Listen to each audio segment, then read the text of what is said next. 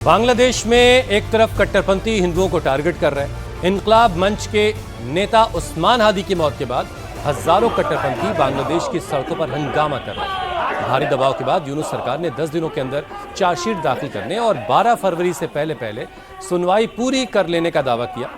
दूसरी तरफ इनकलाब मंच हादी के हत्यारों पर फैसला 30 दिनों के अंदर चाहता है। इस बीच यूनुस सरकार ने अपनी नाकामी छिपाने के लिए एक बार फिर से भारत को टारगेट करना शुरू किया। ढाका पुलिस की तरफ से कहा गया कि हादी के हत्यारे जो हैं वो भागकर मेघालय आ गए। बांग्लादेश पुलिस के इस दावे को बीएसएफ ने सिरे से खारिज कर दिया। तो पार करे भारतेर मेघालय राज्य 18 दिसंबर को छात्र जनता आंदोलन के संयोजक उस्मान हादी की हत्या के मामले में दो मुख्य आरोपी फैसल करीम मसूद और आलमगीर शेख सीमा पार कर मेघालय के रास्ते तुरा शहर में प्रवेश कर चुके हैं। हमें ये जानकारी औपचारिक सूत्रों से मिली है कि मेघालय पुलिस ने भारत में इन आरोपियों की मदद करने वाले 2 हैंडलरों को पहले ही गिरफ्तार कर लिया है। हम भारत सरकार से अनुरोध करते हैं कि इन दोनों आरोपियों को जल्द से जल्द प्रत्यर्पित किया जाए ताकि हम उन्हें बांग्लादेश लाकर न्याय के कटघरे में खड़ा कर सकें। तारा इतोमध्य पुत्री और स्वामी के गिरफ्तार करेছে। जो अभी आप बांग्लादेश का वर्जन भी सुन रहे थे, उसमें खुद वो ये कह रहे हैं कि अनौपचारिक सूत्रों से हमें ये जानकारी मिली। जब आपके सूत्र ही औपचारिक नहीं है, वहां पर ही कोई जानकारी पुख्ता नहीं है, तो भारत पर इल्जाम कैसे लगा सकते हैं? जबकि उमर हादी खुद ये कह रहा है कि ये तो यूनुस सरकार की वजह से उनके भाई उस्मान हादी की जान गई है। मध्य प्रदेश के अशोकनगर में सट्टेबाज आजाद खान के खिलाफ कड़ी कार्रवाई जारी है। मोहन सरकार का बुलडोजर आजाद खान के होटल पर चलेगा। सट्टेबाज ने आजाद पैलेस होटल अवैध कब्जा करके बनाया। आज आजाद खान के काले साम्राज्य पर सरकारी हथौड़ा चलेगा। आजाद खान पर नगर पालिका से बिना अनुमति निर्माण और नियमों का पालन न करने का आरोप है। नगर पालिका ने पहले ही होटल मालिक को नोटिस जारी कर सूचित किया था। आजाद का असली कारोबार सट्टा और जुआ, कल्याण सट्टा, रतन सट्टा जैसे नाम से फैला था। सट्टेबाज ने फर्जी एक्सचेंज भी बनाया था। इसके अलावा नकली मेटल कमोडिटी का बिजनेस भी उसका था। सरकार अब आजाद के खिलाफ फुल एक्शन मोड में है। आजाद कमजोर लोगों की जमीन पर पहले कब्जा करता था। इसके साथ ही वो सरकारी जमीन पर अवैध कॉलोनियां बनाकर लोगों को बेचता था। आजाद के सट्टे का जाल केवल मध्य प्रदेश तक सीमित नहीं था। राजस्थान, हरियाणा, उत्तर प्रदेश, नेपाल, दुबई और पाकिस्तान की कराची तक इसके तार जुड़े हुए हैं। अशोकनगर जिले में आजाद खान नाम का व्यक्ति लगातार अनर्गल गतिविधियों में संलिप्त था। प्रशासन ने सख्ती के साथ कार्रवाई की है और हमारे संज्ञान में आया कि आजाद खान एक क्रेडिट कोऑपरेटिव सोसाइटी भी चलाता था। मैंने निर्देश दिए हैं तुरंत उसके सभी ट्रांजैक्शन को, उस कोऑपरेटिव सोसाइटी के, क्रेडिट कोऑपरेटिव सोसाइटी के ट्रांजैक्शंस पर रोक लगा दी गई है। हमारे सहयोगी अनुराग अमिताभ जुड़ गए इस खबर पर। अजीब सी विडंबना है, नाम आजाद और काम कब्जा करने का। अनुराग, क्या क्या कार्रवाई हुई है अभी तक इस पूरे मामले में? देखिए, मैं बता दूं, मध्य प्रदेश के सबसे बड़े जो सट्टा व्यवसायियों में से एक माने जाते हैं आजाद, और कनेक्शंस उनके जो हैं वो न केवल सट्टे और जुए के जरिए मुंबई के कल्याण का सट्टा हो, रतन का सट्टा हो या एमसीएक्स जैसी कमोडिटी के अपने बॉक्सेस बनाकर ऑनलाइन सट्टा खिलवाना, ये एक बड़ा कारोबार रहा है और लंबे समय से चिन्हित। आपने जैसा कहा, अभी तक आजाद रहे। ये आजाद निश्चित तौर पर रसूखदारों का जो कहीं ना कहीं है, इन्हें समर्थन मिला था। यही वजह है कि आप तस्वीरों में देख सकते हैं नगर पालिका पीछे है, लेकिन ये 2 मंजिला आलीशान भवन बनाया गया, ये होटल बनाया गया। और सबसे बड़ी बात, जिस तरीके से हमने मूवी केजीएफ में देखा है, उसका जो नायक रहता है या जो प्रोटोगनिस्ट है वो केजीएफ की तरफ पे पूरी की पूरी एक साम्राज्य खड़ा करता, उसी तरीके से इन्होंने भी एक केजीएन करके एक अपना बैंक जो है, जो सहकारी क्रेडिट सोसाइटी होती है केजीएफ की तरफ पे, केजीएन बनाया आया था, जिसपे अभी हमने सुना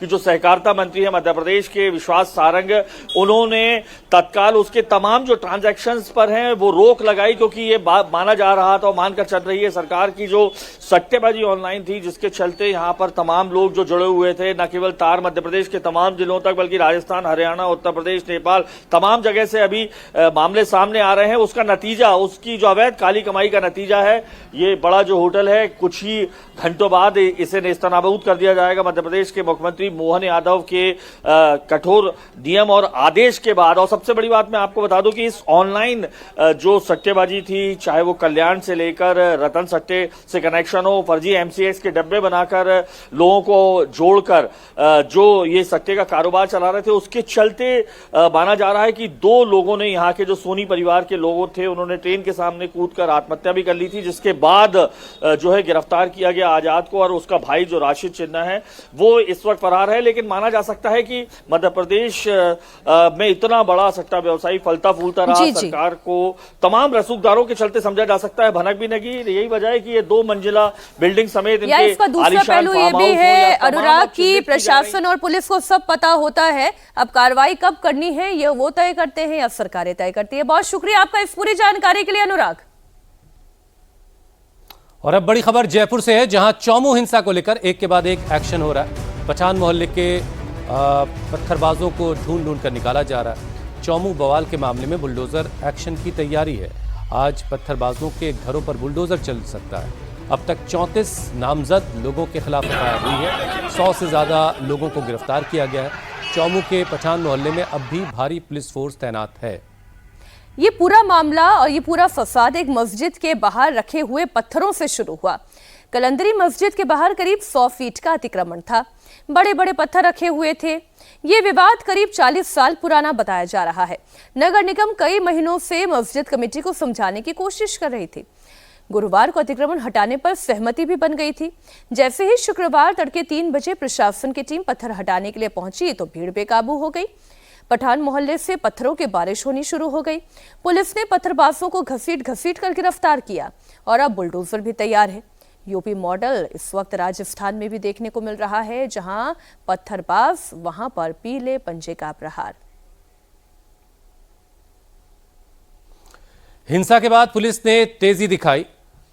पठान मोहल्ले में दबिश दी। रैपिड एक्शन फोर्स को बुलाया गया। भारी संख्या में जवानों को साथ लिया गया। आला अधिकारी मौके पर रहे। एक एक कर लोगों की पहचान कर उन्हें पकड़ा गया। चौमू कस्बे में बस स्टैंड के पास एक मस्जिद है जिसका नाम कलंदरी है। इस मस्जिद के बाहर कई सालों से बड़े बड़े पत्थर रखे हुए थे, जिसकी वजह से ट्रैफिक जाम हो जाता था। नगर निगम ने गुरुवार को मस्जिद कमेटी के साथ बैठक की और उन पत्थरों को हटाने को लेकर सहमति बनी। मगर जब नगर निगम की टीम उन पत्थरों को हटाने पहुंची तो उपद्रवियों ने पत्थरों से हमला कर दिया। हमारे संवाददाता मनीष भट्टाचार्य इस पर और ज्यादा अपडेट के साथ हमारे साथ जुड़ चुके हैं। मनीष, आज क्या कार्रवाई होनी है? अब तक कुल कितने लोग गिरफ्तार हुए हैं? पूरी डिटेल बताइए। देखिए 19 लोगों को कोर्ट में पेश किया जा चुका है आज, और जिन लोगों को चिन्हित किया गया है उनको भी कोर्ट में पेश करने की तैयारी है। बहरहाल 10 से ज़्यादा लोग नामजद हैं और लगभग 25 लोग अभी तक के गिरफ्तार किए जा चुके हैं और अभी 20 लोग फिलहाल जो चिन्हित किए गए हैं वो वहाँ से फरार हैं, उनको ढूंढा जा रहा है। दूसरी बात यह है कि लोगों को समझाया बुझाया जा रहा है कि जो अवैध अतिक्रमण करके रखा था उसको हटाया जाएगा हर हालत में, लिहाजा किसी भी सूरत में अशांति फैलाने की कोशिश ना करें। बहरहाल इंटरनेट जो सस्पेंड हो रखा था, इंटरनेट खोल दिया गया है। अभी फिलहाल स्थिति वहां पर शांत है, लेकिन जिन पत्थरबाजों ने पुलिस पर पत्थर चलाया है उनकी प्रॉपर्टी का असेसमेंट किया जा रहा है कि अगर कोई इंक्रोचमेंट किया या इलीगल इंक्रोचमेंट करके रखा है अवैध अतिक्रमण पर, बुलडोजर चलेगा, ये बता दिया जा चुका है। और फिलहाल जो अपराधी गिरफ्तार हो रहे हैं उनको कोर्ट में पेश करने की तैयारी की जा रही है। बहुत शुक्रिया मनीष आपका इस पूरी जानकारी के लिए। अभी बड़ी खबर आ रही है बिहार के रोहतास से, जहां जमीन को लेकर खूनी जंग छिड़ गई। खेत मानो जंग का मैदान बन गया। दोनों पक्षों से पुरुष और महिलाओं ने जबरदस्त संग्राम किया। इस दौरान फायरिंग में एक शख्स की जान गई। कई लोग बंदूक से लैस होकर आए थे। कई राउंड फायरिंग हुई। ये वारदात नासरीगंज थाना इलाके के अतमी गांव में हुई। पहले तस्वीरें आप देखिए, फिर आगे की खबर बताते हैं।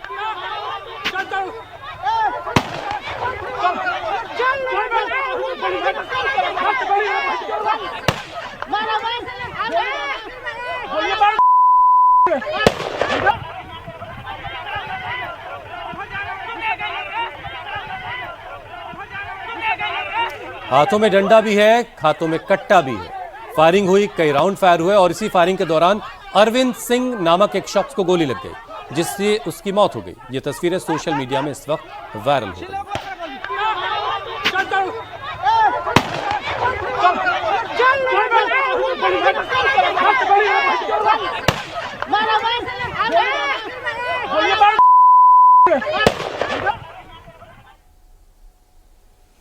और धर्म नगरी काशी का एक वीडियो इस वक्त चर्चा का सबब बना हुआ है। यहां कुछ जापानी टूरिस्ट गंगा में डुबकी लगाना चाहते थे, तभी कुछ लोगों ने इसका विरोध शुरू कर दिया। ये वीडियो सोशल मीडिया में इस वक्त वायरल।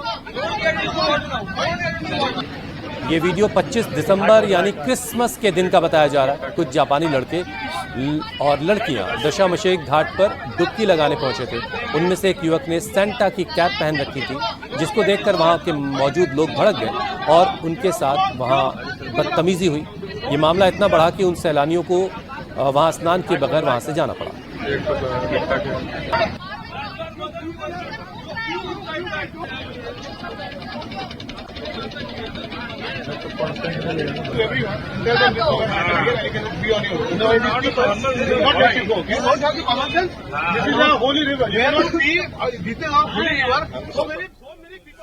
ये लोग दरअसल डुबकी लगाने की तैयारी कर रहे थे, तभी लोगों ने उन्हें रोक दिया, डांट डपट करने लगे। सेंटा कैप की वजह से उन जापानी सैलानियों का विरोध किया गया।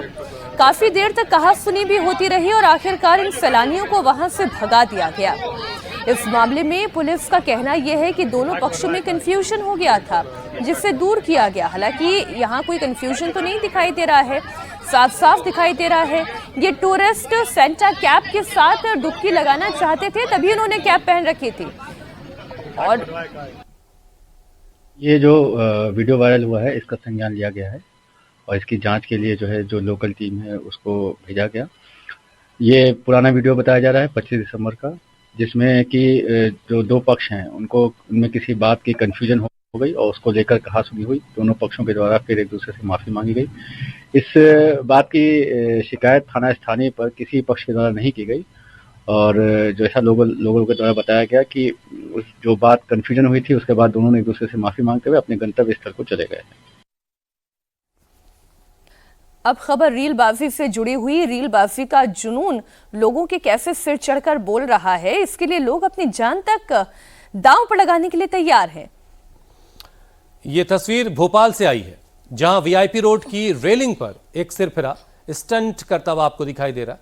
नीचे बड़ा सा तालाब है और ऊपर ये रेलिंग है जिस पर वो स्टंट कर रहा है।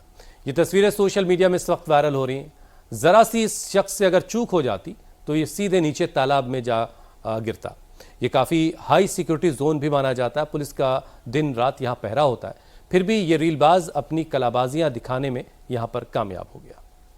और नए साल के मौके पर हुड़दंग करने वालों के खिलाफ दिल्ली पुलिस सख्त कार्रवाई करने की तैयारी में है। जश्न में हुड़दंग ना हो, इसके लिए ट्रैफिक पुलिस जगह जगह चेकिंग अभियान चला रही है। दिल्ली पुलिस की कोशिश है कि हुड़दंग और उत्पात मचाने वालों पर नकेल कसी जा सके। कनॉट प्लेस जैसे पॉश इलाके में ड्रिंक एंड ड्राइव, गाड़ियों के कागजात की चेकिंग, ये सब हो रहा है। इस दौरान लापरवाही बरतने वालों के चालान भी काटे जा रहे हैं। मसलन यही कुछ तस्वीरें देख लें। एक गाड़ी जिसकी खिड़कियों पर लोग बैठे हुए हैं, दूसरी गाड़ी है उसकी सनरूफ खुली हुई है, वहां पर इस तरीके की तस्वीरें आई।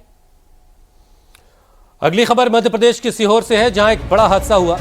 बाइक से जा रहे एक शख्स के पास अचानक जोरदार धमाका हुआ, जिसमें उसकी मौके पर ही मौत हो गई। धमाका इतना जोरदार था कि बाइक के परखच्चे उड़ गए। ब्लास्ट के बाद आसपास के इलाके में अफरा तफरी मच गई। लोगों के मुताबिक बाइक सवार कुएं में ब्लास्टिंग का काम करता है, यानी कुएं को खोदने के लिए जो ब्लास्ट किया जाता है उसके लिए ब्लास्ट का मटेरियल वो लेकर के जा रहा था। उसके पास बड़ी मात्रा में डेटोनेटर थे, लेकिन रास्ते में ही डेटोनेटर में ब्लास्ट हो गया, जिसकी वजह से उसकी खुद की जान चली गई। खबर उत्तर प्रदेश के मुरादाबाद में उस समय सड़क पर बवाल मच गया जब दो गुट आपस में भिड़ गए। दोनों तरफ से दनादन लात घूंसे चलने लगे। जिसे जो मिला उसने सामने वाले पर उसी से हमला कर दिया। बहुत देर तक दोनों पक्षों के बीच में ऐसे ही हाथापाई होती रही। बीच बचाव करने के लिए महिलाएं पहुंची, तब कहीं जाकर ऐसी उम्मीद की जा रही थी कि शायद महिलाओं के बीच बचाव करने पर मामला शांत हो जाए, लेकिन तब भी ये मारपीट नहीं रुकी। और अगली बड़ी खबर उत्तर प्रदेश के रामपुर से है, जहां नैनीताल हाईवे पर दर्दनाक हादसा हुआ। हाईवे पर अचानक एक ट्रक बोलेरो के ऊपर पलट गया। ट्रक के नीचे दबने से बोलेरो के ड्राइवर की मौके पर ही मौत हो गई। बोलेरो पर उत्तर प्रदेश सरकार लिखा हुआ था। ये ट्रक देखिए आप, बोलेरो गाड़ी के ऊपर पलट गया और ड्राइवर की मौके पर ही, वो तो गनीमत ये कि इसमें भूसा ही भरा था, कोई हैवी लोडेड ट्रक होता तो और बुरी हालत होती, लेकिन बोलेरो में का जो ड्राइवर है उसकी इस हादसे में मौत हो गई है।